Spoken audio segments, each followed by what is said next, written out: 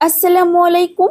Kuwait Bangla নিউজের পক্ষ থেকে আপনাদের সবাইকে স্বাগতম। আশা করি যে যেখানেই আছেন ভালো এবং সুস্থ আছেন। কুয়েতের আজকের এই ছোট্ট ভিডিওটির মাধ্যমে আপনাদেরকে জানিয়ে দেব কুয়েত প্রবাসীদের জন্য দুইটি সুখবর সহ একটি গুরুত্বপূর্ণ নিউজ।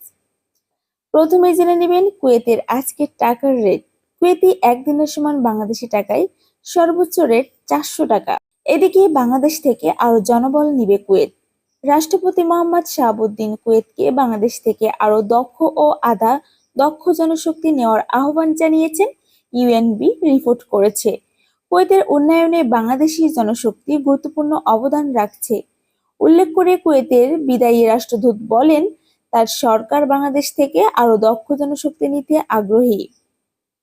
এদিকে কুয়েত প্রবাসীদের জন্য সতর্ক বার্তা, নতুন ভাইরাস আক্রমণ।